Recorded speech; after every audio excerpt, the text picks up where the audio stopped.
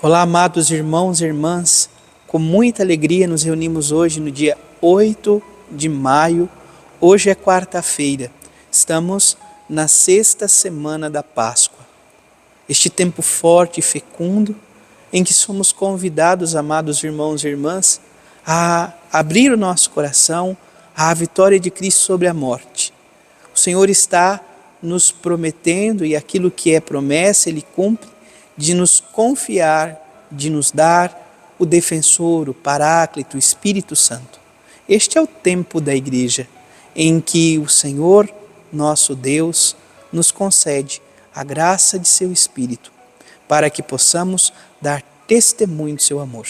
Você que está chegando agora ao canal do YouTube de nossa paróquia, eu te convido a se inscrever, a deixar o seu like, o seu comentário, a compartilhar esse vídeo com alguém que você conheça, para que o Evangelho de nosso Senhor Jesus Cristo alcance mais corações. Iniciemos este momento em nome do Pai, e do Filho, e do Espírito Santo. Amém. A graça e a paz de nosso Senhor Jesus Cristo, o amor do Pai e a comunhão do Espírito Santo esteja sempre convosco. Bendito seja Deus que nos reuniu no amor de Cristo. O Evangelho de hoje, amados irmãos e irmãs, se encontra em São João, capítulo 16, versículos de 12 a 15. O Senhor esteja convosco, Ele está no meio de nós. Proclamação do Evangelho de Jesus Cristo, segundo João. Glória a vós, Senhor. Naquele tempo, disse Jesus aos seus discípulos: tenho ainda muitas coisas a dizer-vos, mas não sois capazes de as compreender agora. Quando vier o Espírito da verdade, ele vos conduzirá à plena verdade, pois ele não falará por si mesmo, mas dirá tudo o que tiver ouvido, e até as coisas futuras vos anunciará. Ele me glorificará, porque receberá do que é meu e vô-lo anunciará. Tudo que o Pai possui é meu. Por isso disse que o que ele receberá e vos anunciará é meu. Palavra da salvação. Glória a vós, Senhor. A oração coleta de hoje diz assim, amados irmãos e irmãs: Senhor, como celebramos solenemente o mistério da ressurreição do vosso Filho, concedei que mereçamos também alegrar-nos com todos os santos, quando ele vier na sua glória. Então, que possamos nos alegrar quando o Senhor vier em sua segunda vinda, em sua glória. Que nós não caiamos no desespero, mas antes possamos nos alegrar com o Senhor. A primeira leitura, amados irmãos e irmãs, é Atos dos Apóstolos, capítulo 17, versículo 15, depois o versículo 22, até o capítulo 18, versículo 1, que diz assim: naqueles dias, os que conduziram Paulo levaram-no até Atenas. De lá, voltando-se, transmitiram a Silas e a Timóteo a ordem de que fossem ter com ele o mais cedo possível. E partiram. De pé, no meio do aerópago, Paulo disse: homens atenienses, em tudo vejo que vós sois extremamente religiosos. Com efeito, passando e observando os vossos lugares de culto, encontrei também um altar com esta inscrição: ao Deus desconhecido. Pois bem, esse Deus que vós adorais sem conhecer é exatamente aquele que eu vos anuncio. O Deus que fez o mundo e tudo o que nele existe, sendo o Senhor do céu e da terra. Ele não habita em santuários feitos por mãos humanas. Também não é servido por mãos humanas como se precisasse de alguma coisa, pois ele é que dá a todos a vida, respiração e tudo mais.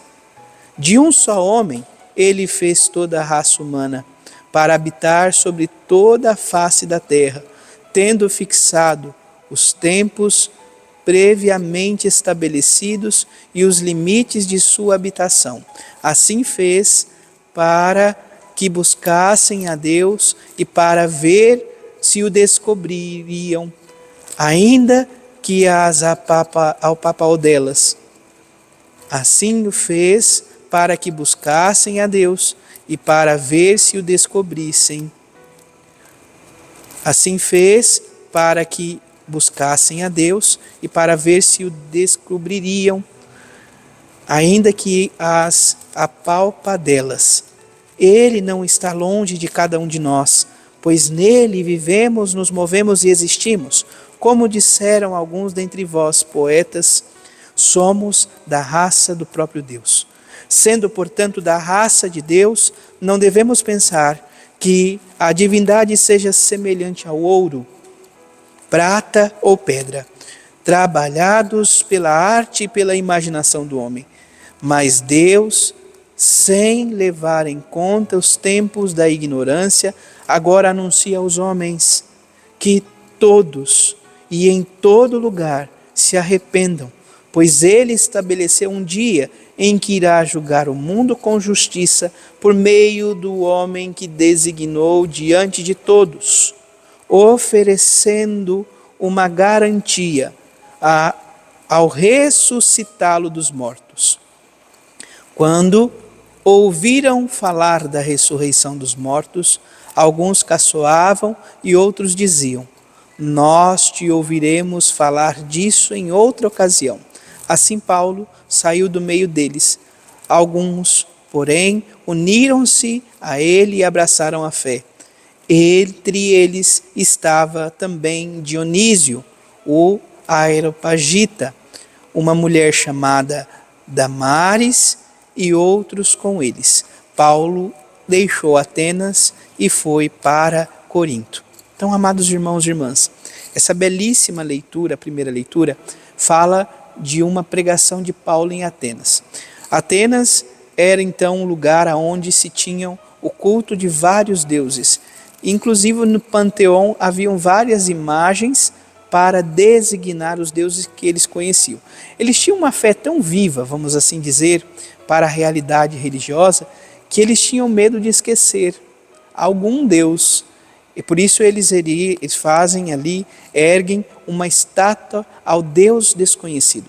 Paulo é sumamente sábio, se utiliza desta ocasião e diz: olha, esse Deus que vocês não conhecem, eu conheço e anuncio. Ele fala de todas as maravilhas. E os atenienses, com toda certeza, estavam ouvindo muito bem.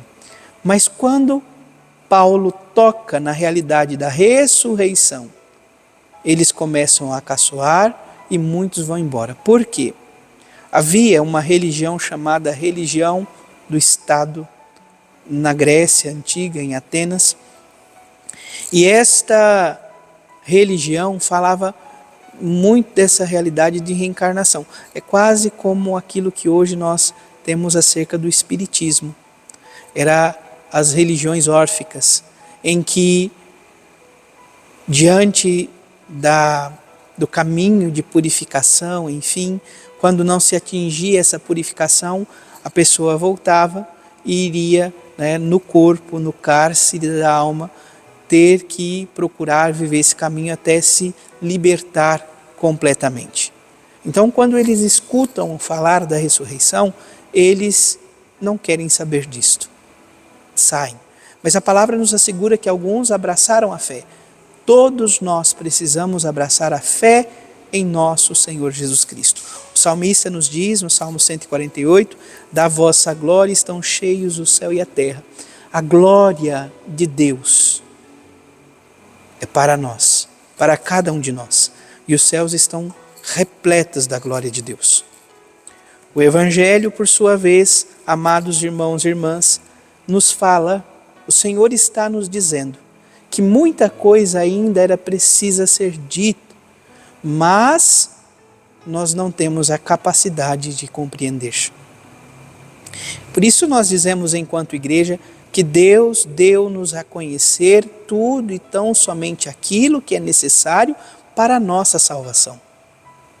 Mas o Espírito Santo de Deus nos dá a graça de compreender. Por isso o Senhor diz, quando vier, porém, o Espírito da verdade, ele vos conduzirá à plena verdade. Vos conduzirá à plena verdade. Por isso, nós precisamos suplicar sempre que o Espírito Santo que iluminou os autores sagrados para redigir o texto sagrado, também ilumine a nossa mente para que possamos compreender a palavra de Deus. Que o Senhor nos ajude, nos conceda esta graça, que possamos acolher no entendimento, mas sobretudo no coração, a palavra que o Senhor nos confia. Louvado seja nosso Senhor Jesus Cristo, para sempre seja louvado. Abençoe-vos o Deus Todo-Poderoso, em nome do Pai, do Filho e do Espírito Santo. Amém. Graça e paz.